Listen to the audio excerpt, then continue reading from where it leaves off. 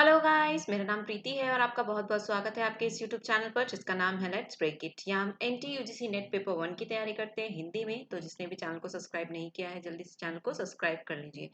ये वीडियो है आपका जो है जेआरएफ का मास्टर प्लान बनाने के लिए, यानी कि अब आप मान के चलिए कि आपके पास यहाँ पर हम पहले मैं ये बता दूं कि यहाँ पर हम दो तीन चीज़ों के बारे में बात करेंगे। सबसे पहले आपके जो क्वेश्चन आ रहे हैं उसके ऊपर हम बात करेंगे, ठीक है। और जितने भी आपके क्वेश्चंस हैं, जो मेन क्वेश्चंस हैं, उनके ऊपर मैं बात करूंगी, यानी कि जो सबके सिमिलर क्वेश्चंस होंगे। उसके बाद हम यहाँ पर मास्टर प्लान, हमारा जो प्लान है फॉर जेआरएफ, उसके ऊपर बात करेंगे। कितना टाइम है हमारे पास, इसके ऊपर बात करेंगे। और द मोस्ट इम्पॉर्टेंट इस आज का जो मेरा विषय है, मतलब आज मैं जिस टॉपिक पे बात करना चाहती हूँ वो है कि हाउसवाइफ्स कैसे मैनेज करें अब इस कम समय में जो है अपनी पढ़ाई को, यानी पेपर 1 और पेपर 2 को, और अपनी पढ़ाई को किस तरीके से जो है मैनेज करें, इसके बारे में हम जो है डिस्कशन करने वाले हैं। तो चलिए शुरू करते हैं बिना समय गवाए। और एक चीज और कहूंगी बस कि वीडियो को शेयर कर दीजिए ताकि बाकी लोग भी ये सब जो है हम यहाँ पे डिस्कशन कर रहे हैं उसमें शामिल हो सके।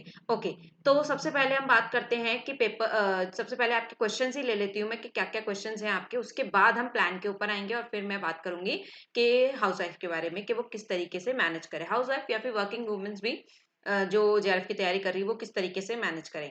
ओके, तो चलिए, तो पहला क्वेश्चन तो ये था कि जो है पेपर कब होने वाला है। देखिए, पेपर कब होने वाला है ये चीज ये हमारे हाथ में नहीं है, लेकिन पेपर की तैयारी करना आपके हाथ में है। लेकिन फिर भी अगर मैं एक बात करूं और कहूं कि आपको अप्रोक्सीमेटली हम कितना समय लेकर चले, क्योंकि हमें एक डेडलाइन चाहिए होती है कुछ भी जो है हमारे गोल की तरफ बढ़ने के लिए। तो उसके ऊपर मैं अगर बात करूं तो हमें जो है आप ये मान के चलिए कि जून के मिड में या फिर एंड में आपका एग्जाम होकर ही रहेगा। बिकॉज जो ट्वीट किया गया था उसके अकॉर्डिंग आपका कहा गया था कि आपके अप्रैल मिड में या फिर एंड में आपको क्या देखने को मिलेंगे, नोटिफिकेशन देखने को मिलेगा फॉर्म का, यानी कि एप्लीकेशंस आपके आ गए हैं, जो कि हुआ। और ये भी कहा गया था कि आपके जून के फर्स्ट वीक या सेकंड वीक में आपके एग्जाम्स हो जाएंगे। ठीक है, तो आप यही मान के चलिए, मान लीजिए जून के फर्स्ट वीक में एग्जाम नहीं होता है तो सेकंड वीक या थर्ड वीक या लास्ट वीक में तो एग्जाम होना ही मतलब होना ही चाहिए। ठीक है, तो आपके पास मान के चलिए कि एक महीना, अब टाइम की बात करें कि आपके पास कितना टाइम है, तो आपके पास टोटल एक महीना और एक हफ्ता, यानी कि एक महीना या फिर 10 दिन मानकर चल लीजिए आप कि आपके पास टोटल टाइम कितना है, एक वन 10 डेज, यानी कि 30 दिन और 10 दिन मान के चलिए कितने हो गए टोटल, 40 या 41 डेज के अराउंड हो गए आपके पास। ठीक है, तो ये आपके पास जो है समय है। अब हमने पहली बात ये कर ली कि एग्जाम कब होने वाला है, तो जून में। और अगर जून में नहीं भी हुआ तो जुलाई में तो डेफिनेटली हो ही जाएगा, तो आपके पास तब भी समय कम ही है। तो लग जाइए आप अपनी प्रिपरेशन के लिए। ठीक है, तो अगर हम मान के चले कि जून के सेकंड वीक में एग्जाम होने वाला है या थर्ड वीक में, तो आपके पास टोटल 1 मंथ और 10 डेज ही है। ठीक है, अब आगे बात करते हैं दूसरे। इसके बाद क्वेश्चन आया था क्वालिफिकेशन के बारे में कि क्वालिफिकेशन कितना होना चाहिए या क्या होना चाहिए। ठीक है ना, अगर आप मतलब आपको पेपर में अपेयर होने के लिए, नेट जेआरएफ का पेपर देने के लिए आप कब एलिजिबल होगे, तो कब एलिजिबल होगे आप, तो जब आप एलिजिबल होगे जब आपने आपकी मास्टर्स जो है आप या फिर अपेयरिंग में होगे या फिर कंप्लीट हो चुकी होगी। ठीक है, बीए के बाद जो है आप मास्टर्स करते हैं, यानी कि एमए करते हैं, और एमए का फर्स्ट ईयर में आप एग्जाम दे सकते हैं, आप बैठ सकते हैं अपेयरिंग में। लेकिन अगर आपका एग्जाम क्लियर हो जाता है तो वहां पर वो जो है मान्य नहीं होगा, एलिजिबल नहीं होंगे आप। तो एलिजिबल आप कब होते हैं, जब आप एमए के सेकेंड ईयर में या फिर लास्ट सेमेस्टर के जब एग्जाम दे रहे होते हैं अपने एमए के, यानी मास्टर्स के, तब जो है आप क्या होते हैं, पूरी तरीके से एलिजिबल होते हैं क्या करने के लिए, क्या होने के लिए, एक जेआरएफ या असिस्टेंट प्रोफेसर होने के लिए। ठीक है, दो क्वेश्चंस हुए आपके। तीसरा क्वेश्चन भी यही था, एक स्टूडेंट और ने यही क्वेश्चन किया था कि क्या मैं एमए में हूं तो मैं एग्जाम दे सकती हूँ, तो उसका सेकेंड ईयर था आई थिंक। तो सेकेंड ईयर में आप एग्जाम दे सकते हैं, इवन आप फर्स्ट ईयर में भी एग्जाम दे सकते हैं, जस्ट फॉर प्रिपरेशन। एक बार देख कर आइए एग्जाम को ना, कई बार ऐसा होता है कि हमें एक बार एग्जाम देकर आइए और नेक्स्ट टाइम में आपका डेफिनेटली, क्योंकि आप उससे अवेयर हो जाएंगे। तो अगर आप फर्स्ट ईयर में भी हैं तो मैं यही कहूंगी, अगर आप देखना चाहते हैं और जानना चाहते हैं कि एग्जाम किस तरीके से आता है और आपकी प्रिपरेशन थोड़ी बहुत भी है, तो आप जाइए और एग्जाम दीजिए। लेकिन आप एलिजिबल तभी होंगे कब, जब आप जो है सेकेंड ईयर में लास्ट सेमेस्टर में होंगे। ठीक है, तो दोनों क्वेश्चंस आई होप आपके यहाँ पर क्लियर होंगे। अब आते हैं हमारे जो है ये 2 क्वेश्चंस हो गए आपके, तो यही जो है मेन अभी क्वेश्चंस आ रहे थे कि क्या कब एलिजिबल होते हैं और कब नहीं होते। तीसरा क्वेश्चन ये भी आ रहा था, नेट और जेआरएफ में क्या डिफरेंस होता है? क्या नेट, जेआरएफ और असिस्टेंट प्रोफेसर एक होता है? क्या होता है? कैसे होता है ये? तो इसके बारे में मैंने पहले भी आपसे बात की है, एक बार पहले भी हमने वीडियो बनाई थी और इसके ऊपर बात की थी कि नेट जो है, देखिए ये कैटेगरीज हो जाती है एक तरीके से। आप नेट करने के बाद, नेट जब हो जाता है तब भी आप क्या होते हैं, आगे पीएचडी या फिर असिस्टेंट प्रोफेसर कहीं पर भरने के लिए आप एलिजिबल हो जाते हैं। जेआरएफ में आपका क्या होता है, एक स्टेप और आगे हो जाता है, ठीक है, एक स्टेप और बढ़ जाता है, तो वहां पर आप जो है क्या हो जाते हैं, फेलोशिप पाने के लिए भी, यानी कि पीएचडी में आजकल बहुत सारी यूनिवर्सिटी तो नेट के लिए भी जो है प्रेफरेंस देती है कि आपको नेट में भी जो है फेलोशिप मिल रही है और जेआरएफ में भी। तो ठीक है, ये एक स्टेप आगे है और मेरिट के अकॉर्डिंग जाता है कि जेआरएफ की एक डेडलाइन रख दी जाती है। जैसे फॉर एग्जांपल मैं लूं, अगर 60% जो है एक डेडलाइन रख दी है, मतलब 60% वाले जिसके भी होंगे वो नेट होगा, लेकिन उसके बाद जितनी हाई मेरिट जाती है और लास्ट मेरिट जाती है उसके अकॉर्डिंग क्या चूज होता है, आपका जेआरएफ चूज होता है, ठीक है ना। मतलब कि जेआरएफ एक मेरिट गई और उसके अकॉर्डिंग आपका क्या हो गया, जेआरएफ आप हुए या नहीं ये आपको पता चल जाता है, ठीक है। तो एक लेवल है बस, फर्स्ट लेवल आपका नेट है, सेकंड लेवल आपका जेआरएफ है, ठीक है।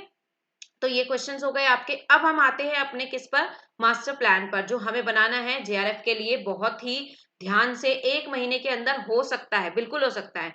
और मैं ये इसलिए ये ऐसे नहीं कह रही हूँ हवा में कि हो सकता है, नहीं, आपको पढ़ना पड़ेगा भाई।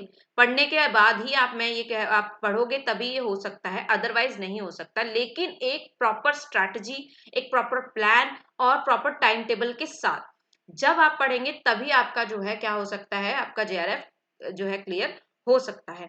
तो अब जो है इस पर डिस्कशन कर लेते हैं कि हमें कैसे ये जो है बात करनी है, मतलब किस तरीके से जो है हमें इसकी प्रिपरेशन करनी है। चलिए, तो मैं बात करती हूँ पेपर 1 और पेपर 2 के बारे में, दोनों के बारे में हम डिस्कशन कर लेते हैं, ठीक है। पेपर 1 में जो है, देखिए 2 पेपर होते हैं, पेपर 1 एंड पेपर 2, आपको जानते ही हैं जेआरएफ करने के लिए हमें 2 पेपर यहाँ पर होते हैं, 1 और 2, पेपर 1 एंड पेपर 2। अब मैनेज कैसे करेंगे आप इसे, वो देख लीजिए, प्लान क्या है। तो देखिए, मेरा जो प्लान है आप वो भी चूज कर सकते हो और इसके अलावा आपने जो कुछ प्लान किया होगा वो भी कर सकते हैं, ठीक है। सबसे पहले तो आप जो है समय दीजिए। अगर आप एक स्टूडेंट है तो आप ज्यादा समय दे सकते हैं, जाहिर सी बात है। तो सबसे पहले मैं स्टूडेंट्स की बात करूंगी, या फिर जो ज्यादा समय दे सकते हैं उनकी बात करूंगी, और बाद में मैं आऊंगी हमारे तीसरी चीज पर, वो क्या है कि हाउसवाइफ या फिर वर्किंग वुमेन्स जो है वो किस तरीके से, या फिर वर्किंग मैन ऑल्सो, मैन जो लोग काम कर रहे हैं या कहीं जो पार्ट टाइम जॉब वगैरह कर रहे हैं, उनके पास भी टाइम नहीं और वो जेआरएफ करना चाहते हैं तो उनके लिए भी, लेकिन मेरा मेन फोकस हाउसवाइफ पर है, ठीक है। तो चलिए, फर्स्ट पेपर की अगर मैं बात करूँ और सेकंड पेपर, दोनों ही कितने, ये फर्स्ट पेपर जो है इसमें 50 क्वेश्चन होते हैं, हम पहले डिस्कशन कराए हैं, और सेकंड पेपर में आपके 100 क्वेश्चन होते हैं, लेकिन दोनों ही अपने आप में बहुत इंपॉर्टेंट हैं, ठीक है। सेकंड पेपर आपका अपना सब्जेक्ट होता है, जो आप बीए में पढ़कर आए हैं, एमए में पढ़ा है आपने, वो सब, ठीक है। और फर्स्ट पेपर के अंदर थोड़ा सा नया आ जाता है, यानी कि नई चीज आ जाती है, इसके अंदर टोटल 10 यूनिट्स होती है, उन 10 यूनिट्स में से देखिए, बहुत ही सिंपल सीधी बात करूंगी मैं, कहीं कुछ नहीं, आपको कितना पढ़ना है एग्जाम के लिए सिर्फ उतनी बात करूंगी, ठीक है। टोटल यूनिट्स होती है हमारी 10, 10 यूनिट्स में से जरूर नहीं, आपको 10 की 10 करने की जरूरत नहीं है। हाँ, मैं साफ साफ बोल रही हूँ, इंटरनेट पे बोल रही हूँ, ठीक है, ऑनलाइन बोल रही हूँ कि 10 की 10 यूनिट करने की जरूरत नहीं है आपको। आप अपनी समझ से केवल 7 से 8 यूनिट कर जाइए, ठीक है। पर वो इतनी अच्छी होनी चाहिए, इतने अच्छे से होनी चाहिए कि अगर आपके वो 2 यूनिट्स पीछे छूट भी गई है तो उसका किसी भी तरह से आपके जो है नंबर्स पर, आपके जेआरएफ पर असर ना पड़े, ठीक है। तो आप कम से कम 7 से 8 यूनिट कर जाइए। अगर आपकी मैथ्स वीक है या किसी और सब्जेक्ट में आपको नहीं लग रहा है कि आप पढ़ सकते हो ज्यादा, मीन्स कि ज्यादा आप उस पर, होता है ना सबका कुछ ना कुछ वीक पॉइंट वीक एक सब्जेक्ट होता है कि हमें यहाँ पर ये प्रॉब्लम आ रही है, हम इसे कर नहीं पा रहे या फिर कम समय में नहीं कर पा रहे, अभी आपके पास समय भी कम है, तो उसके लिए मैं बात कर रही हूँ। तो आप कम से कम 7 यूनिट और ज्यादा से ज्यादा 8 यूनिट्स कर जाइए। बाकी की 2 जो आपको बहुत ज्यादा जिसमें प्रॉब्लम हो रही है, बहुत ज्यादा आपको इरिटेट कर रही है, परेशान कर रही है, उसे बिल्कुल छोड़ दीजिए, बिल्कुल साफ साफ बोल रही हूँ, बिल्कुल छोड़ दीजिए, ठीक है। तो पहली बात ये हो गई कि आप इसमें 7 से 8 यूनिट कर दीजिए। उसके बाद सबसे पहले, और इससे भी पहले आपको क्या करना है, अपना सिलेबस, सिलेबस के ऊपर आपको सबसे पहले फोकस करना है। अपना सिलेबस आपको जो है सबसे पहले निकाल लेना है। अब डाउनलोड करिए, उसका प्रिंट निकालिए, और जहां पर भी आप बैठकर पढ़ते हैं या जहां पर भी, जैसे क्या हो जाए तो किचन में भी लगा सकते हैं ताकि याद रह जाए, क्योंकि उनका ज्यादातर समय कहाँ जाता है, किचन में जाता है, राइट। तो आप जहां पर भी पढ़ते हैं वहां पर वो जो है पेस्ट कीजिए, और उसको सबसे पहले मेरे हिसाब से तो आपको प्रिंट निकाल के पेस्ट नहीं करना चाहिए, आपको लिख कर पेस्ट कर लेना चाहिए, जिससे कि आपको वो क्या हो जाए, सिलेबस पता होना चाहिए, ठीक है। सबसे पहले आपको सिलेबस पता होना चाहिए। उसके बाद आपको कितनी, फर्स्ट पेपर में से 10 यूनिट्स में से सिर्फ और सिर्फ ज्यादा कम से कम 7 और ज्यादा से ज्यादा 8 यूनिट्स पढ़कर जानी है। ठीक है, अब उसमें आप कौन सी छोड़ते हैं वो आपके ऊपर है कि आपको कौन सी चीज डिफिकल्ट लग रही है, कौन सी चीज आपको लग रहा है कि मुझे परेशान कर रही है, उसे बिल्कुल छोड़ दीजिए। बिल्कुल भी इरिटेट मत होइए किसी भी चीज से। ठीक है, तो अब देखिए दो दो हमने यहाँ पे छोड़ी तो आपके पास जो है टाइम बच गया। अब यहाँ पर जो है सबसे पहले आप 15 दिन के अंदर अंदर 15 से 20 दिन के अंदर अंदर आप जो है सिर्फ क्या कीजिए, अगर जिसने पढ़ना अभी तक शुरू नहीं किया है, मैं उसकी बात कर रही हूँ, तो या फिर थोड़ा बहुत जानता है या फिर थोड़ा बहुत पढ़ाई की है, तो आप क्या कीजिए, देखिए अभी जैसे हमने स्टार्ट किया है एक कौन साइज में मैंने स्टार्ट किया आईसीटी, हमारा एक क्लास और रह गई है, 4 क्लासेस के अंदर हमने खत्म कर लेंगे आईसीटी को, और बिल्कुल एग्जाम ओरिएंटेड चीज है, तो आप उसी तरीके से कीजिए। एक यूनिट को पहले अच्छे से पढ़ लीजिए, समझ लीजिए, खत्म कीजिए, उसके एमसीक्यूज लगाइए, पीवाईक्यूज लगाइए, बहुत बहुत बहुत इंपॉर्टेंट है। पीवाईक्यूज अगर नहीं करेंगे, एमसीक्यूज नहीं करेंगे, तो कितना भी पढ़कर चले जाइए मुश्किल है फिर। ठीक है, यानी कि जेआरएफ आपका मुश्किल है। ठीक है, तो उसके बाद आप क्या करेंगे, ये पढ़ने के बाद इसी तरीके से आप एक एक 2 से 3 दिन के अंदर अपने क्या कीजिए, एक एक यूनिट को फिनिश कीजिए पहले। ठीक है, एक यूनिट पढ़ लिए, जो आपको सबसे इजी लगती है सबसे पहले उसे शुरू कीजिए। जैसे कि टीचिंग एप्टीट्यूड की अगर मैं बात करूं, टीचिंग एप्टीट्यूड और रिसर्च एप्टीट्यूड, इनसे बहुत क्वेश्चंस बन जाते हैं, आईसीटी से भी बनता है।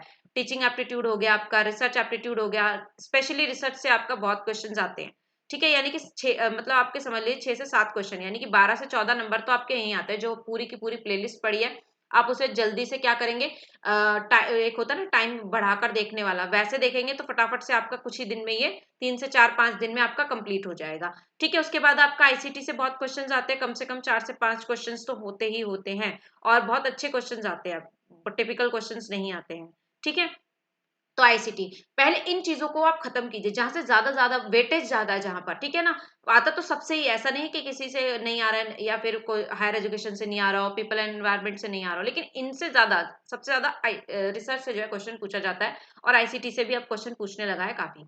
ठीक है, तो ये आप जो है 3 से 4 दिन लगाकर आप एक एक यूनिट को खत्म कीजिए, और उसके साथ साथ आपको क्या करना है, पेपर 1 की बात कर रही हूँ मैं, और इसके लिए आपको समय जो है डिवाइड करना है, जो आप कम से कम 8 घंटे, कितना, 8 hours, 7 to 8 hours, 7 to 8 hours मैं यहाँ पर बोल रही हूँ आपको, 7 to 8 आवर्स आपको रखने हैं आपकी पढ़ाई के लिए। इसके अंदर हमें सब कुछ करना है, ये मैं नहीं कह रही हूँ कि एक साथ 7 से 8 घंटे 9 घंटे बैठ जाओ, नहीं, आपको ये बीच में डिवाइड करके बैठना है। ठीक है, अब अगर आप 8 घंटे पढ़ रहे हैं तो इसको 4 4 घंटे में डिवाइड कर लीजिए। 4 घंटे अगर आप पेपर 1 पढ़ रहे हैं तो 4 घंटे आप पेपर 2 को दीजिए, और इसमें भी आपको कैसे डिवाइड करना है कि 2 घंटे आप कुछ नया पढ़ रहे हैं, या फिर मैं यहाँ कहूँ 6 घंटे भी आप पढ़ेंगे तो मोर देन इनफ है, सीरियसली मोर देन इनफ है, बिकॉज अगर आप उसे उस तरीके से पढ़ते हैं तो, ठीक है ना, ध्यान लगाकर पढ़ते हैं तो, अगर आप 8 घंटे अपना टारगेट लेकर बैठ रहे हैं तो आप उसमें से 5 से 6 घंटे ही मुश्किल से पढ़ पाते हैं ध्यान लगाकर। ठीक है ना, तो 2 घंटे आप कुछ नया पढ़िए, और 2 घंटे के अंदर क्या करिए, पीवाईक्यूज बहुत बहुत इंपॉर्टेंट है, कम से कम 5 साल के, 4 से 5 साल के आप पीवाईक्यूज निकालिए।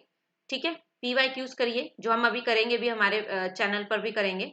ठीक है, 4 से 5 साल के कम से कम आप पीवाईक्यूज जो है देखिए, कहीं पर भी नहीं जाएगा, पीवाईक्यूज की प्रैक्टिस कीजिए, एक बार देखिए अच्छे से लगाइए उसको। ठीक है, फिर एक बार दोबारा भी कर सकते हैं आप, तो इनकी जो है 4 से 5 जो है ईयर्स के क्या करने हैं आपको, पीवाईक्यूज करने। ठीक है, नया पढ़ने के साथ साथ अगर जिसने अभी तक नहीं पढ़ा है या बहुत ही कम तैयारी है जिसकी, उसे 2 घंटे नया पढ़ना है और 2 घंटे में यही करना है, पीवाईक्यूज। ठीक है ना, एक सेकेंड, हाँ, ठीक है, तो 2 घंटे आप पीवाईक्यूज करेंगे, उसके अलावा फिर एमसीक्यूज लगाएंगे, टेस्ट आते हैं बहुत सारे।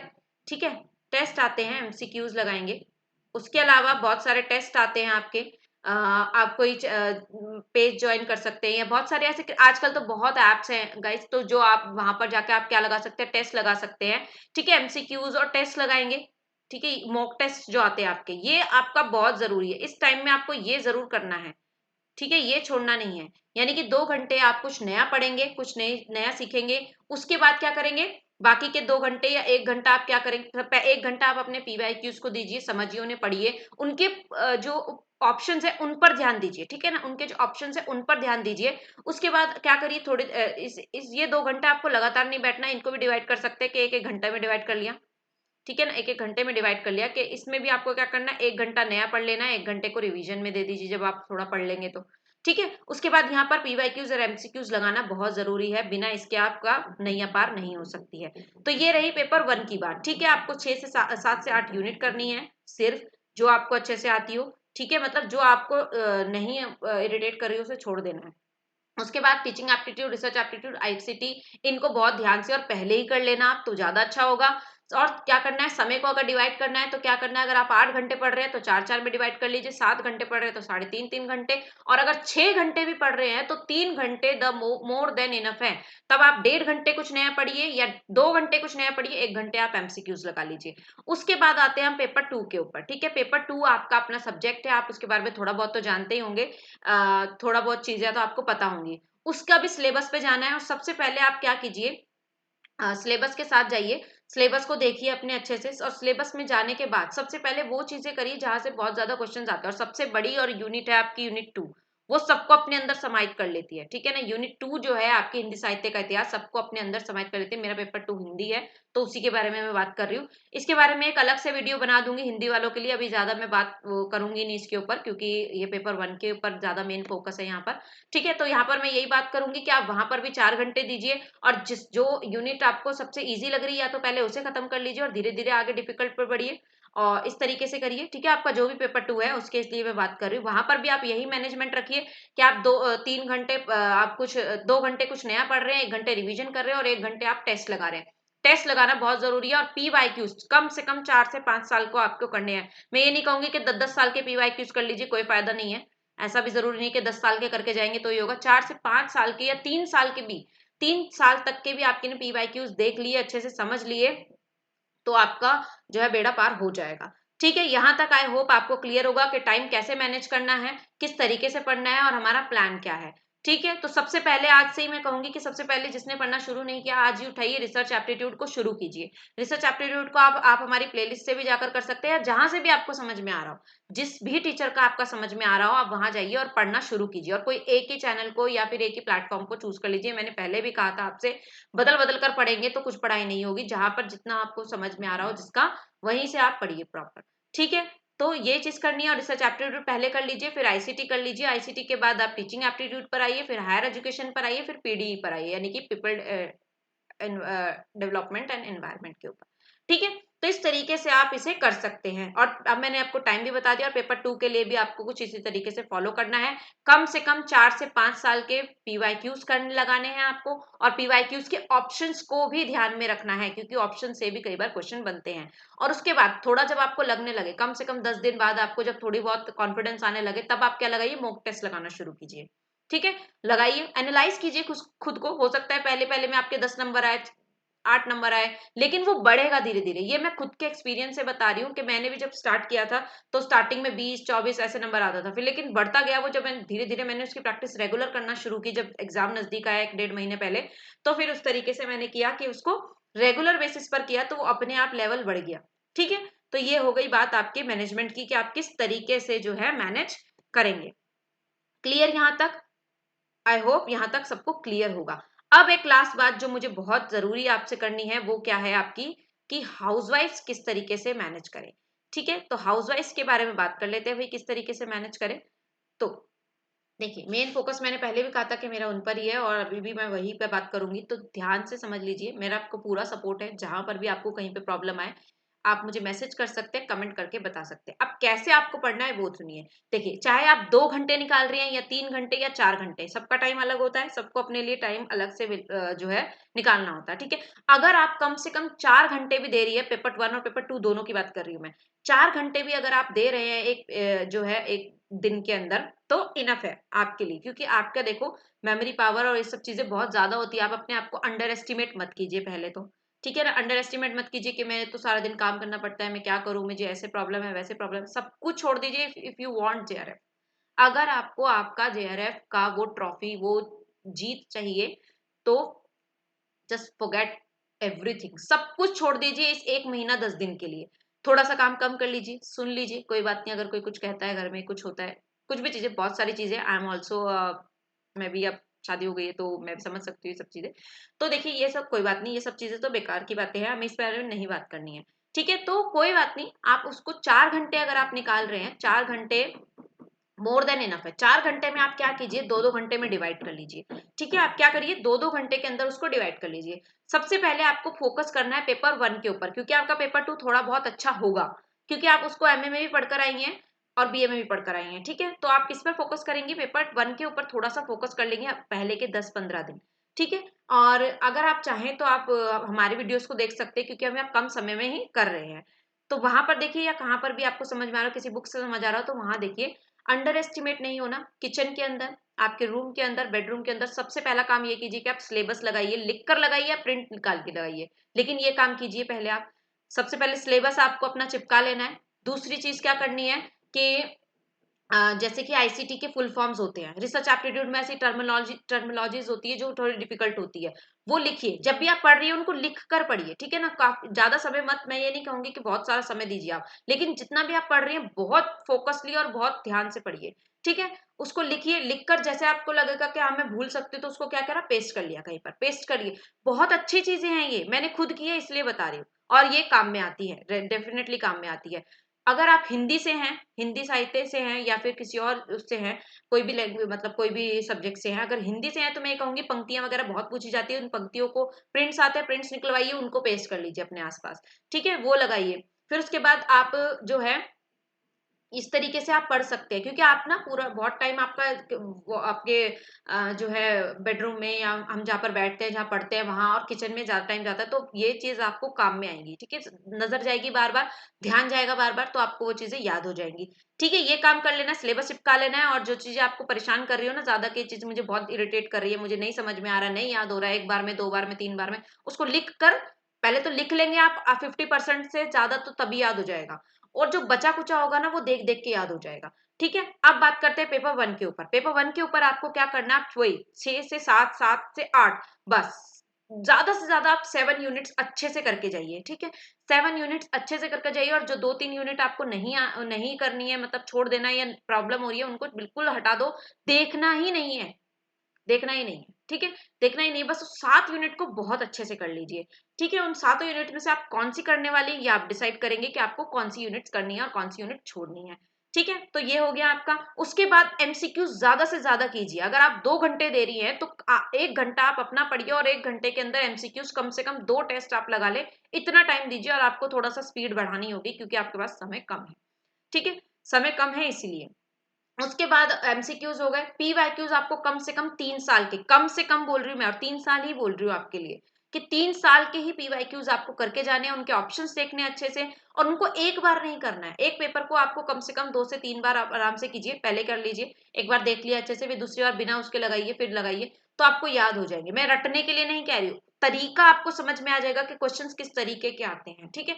फिर आपको लगाने हैं एमसीक्यूज। एमसीक्यूज का क्या करना है, आप 10 से 15, 20, 25 क्वेश्चन एक साथ लेना है, और उनको आराम से कर लेना है टाइम के ऊपर। सबसे इंपॉर्टेंट बात जो मैं बताना भूल गई आपको, कि आपको टाइम मैनेज करके चलना है इसके अंदर।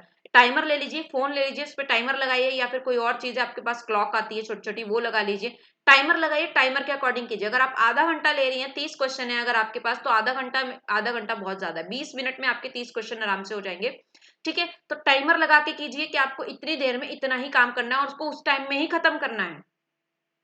5 मिनट और ले लू, 10 मिनट और ले लू, नहीं, उसी टाइम में खत्म करना है, ठीक है। तो टाइमर लगा के कीजिए एमसीक्यूज। उसके बाद आइए आप मॉक टेस्ट पर, ठीक है, जिसमें पूरा का पूरा पेपर होता है आपका। और मैंने बताया आपको, ऐसे बहुत सारे ऐप्स आ रहे हैं आजकल जो फ्री ऑफ कॉस्ट आपको ये प्रैक्टिस सेट्स देते हैं, ठीक है। तो वो लीजिए, अगर आप परचेस भी करके ले सकते हैं तो बहुत अच्छी बात है, वहां पर लीजिए, ठीक है। तो ये हो गई बात। तो आपको क्या करना है, सबसे पहले आपका सिलेबस लगाना है, और इससे रिलेटेड चीजें आपको देखनी है, सिलेबस को अच्छे से रट लेना है, ठीक है। फिर आपको यूनिट्स डिसाइड करनी है कि आप कौन कौन सी करना चाहती हैं। फिर उन यूनिट्स को अच्छे से कवर करना है, 3-3, 4-4 दिन लगाकर एक एक यूनिट को खत्म कर दीजिए। और जैसे ही एक यूनिट खत्म हो, उसका मॉक टेस्ट लगाइए, ठीक है, उसका टेस्ट लगाइए, एमसीक्यूज कीजिए, कम से कम 100-200 उसके एमसीक्यूज कर लीजिए। फिर आप देखिएगा आपका कैसे कॉन्फिडेंस लेवल जो है यहाँ से यहाँ जाता है, ठीक है। तो उस कॉन्फिडेंस लेवल को हमें बढ़ाना है। आधी जंग हम तभी जीत जाते हैं जब हमारा कॉन्फिडेंस लेवल हाई होता है, ठीक है। ओवर कॉन्फिडेंट नहीं होना है, ठीक है, हाई होना चाहिए, ये मैं बोल रही हूँ, ठीक है। कॉन्फिडेंस अच्छा होना चाहिए आपका, ओके। तो ये चीज आपको करनी है स्टार्टिंग में। अगर आपने 15 दिन इस तरीके से काम कर लिया, तो 10 से 15 दिन बाद आप मुझे, अगर आपका कॉन्फिडेंस लेवल नहीं बढ़ता है ना, तो आप मुझे जरूर बताइएगा कि मैम इससे मुझे कुछ फायदा नहीं हुआ है, आप अपनी स्ट्रैटेजी बदल लीजिए, ठीक है। तो मैं उसके ऊपर जरूर काम करूंगी दोबारा, लेकिन आप मुझे बताइएगा जरूर कि इससे आपका कितना फर्क पड़ा और कितना नहीं, ठीक है। दूसरे पेपर की अगर मैं बात करूं और हिंदी की अगर मैं बात करूं, तो आपको क्या करना है, वही काम करना है, 1 से 1.5 घंटा आपको नया पढ़ना है। ठीक है, कहानी इनके ऊपर मैं और अच्छे से एक वीडियो बना दूंगी। कोई भी पेपर है आपका, उसको अच्छे से टाइम देना है। एक फर्स्ट पेपर, सॉरी, 1 घंटा आपको नया पढ़ना है, आधा घंटा आपको रिवीजन करना है और आधा घंटा आपको टेस्ट करना है। इसी तरीके से आपको बांटना पड़ेगा अगर आप 4 घंटे दे रहे हैं तो। ठीक है, तो यहां तक आपको कहीं कोई दिक्कत आ रही हो तो मुझे पूछ सकते हैं आप। कभी भी बीच में कहीं पर भी कोई प्रॉब्लम आए आपको, तो you can message me any time. आप मुझे टेलीग्राम पर मैसेज कर सकते हैं, अपने कमेंट के थ्रू बता सकते हैं, तो हम जरूर उस पर डिस्कशन करेंगे। ठीक है, अब मैं बात करूंगी कि हम यहाँ पर क्या करते हैं हमारे चैनल पर। तो हम जो है एमएनटी की तैयारी करते हैं हिंदी में, जैसा कि आप जानते हैं। तो अब जो मैं चाहती हूँ कि इस तरीके से करूँ, मैंने शुरुआत कर दी थी पॉकेट कोर्स के नाम से। पॉकेट कोर्स हमने स्टार्ट किया था, आईसीटी हमने वहां पर किया है। 3 क्लासेस उसकी हो चुकी है और ऑलमोस्ट फिनिश है। चौथी क्लास आज आने वाली है रात को 9 बजे, तो वो हम जरूर देखेंगे।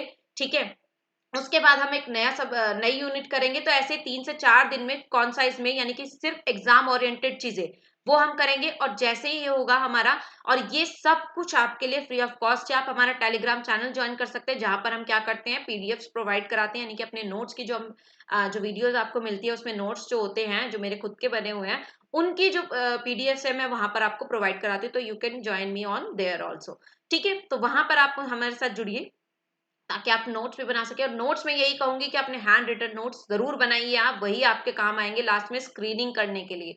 स्क्रीनिंग बहुत जरूरी है, आपको देखना पड़ेगा बार बार, तो उससे आपको रिमाइंडर्स हो जाते हैं। अभी भी मैं अपने नोट्स उठा के देखूंगी ना, मुझे 5 मिनट में सब चीजें याद आ जाती है कि हाँ ये ऐसे था। ठीक है, तो अपने हैंड रिटन नोट्स बनाइए, प्रिंट आउट्स निकालने से कुछ नहीं होता है। ठीक है, तो ये करना है आपको। तो हम जो है ऐसे कर रहे हैं, और उसके बाद 4 क्लासेस के बाद अब क्या होगा, एक आपकी टेस्ट आएगा बढ़िया सा आईसीटी का। उसमें आप पीवाईक्यूज और मोस्ट एक्सपेक्टेड क्वेश्चंस मैं रखूंगी, तो आप एनालाइज करिएगा कि जितना हमने 4 वीडियोस में किया है वो क्वेश्चंस यहाँ पर है या नहीं है। तो उससे आपको पता चल जाएगा कि हम एग्जाम ओरिएंटेड पढ़ रहे हैं या फिर एवे ही है सब कुछ। ठीक है, तो इस तरीके से हम करेंगे। तो अब मैं वीडियो को यहीं पे एंड करूंगी, ज्यादा और कुछ बोलूंगी नहीं।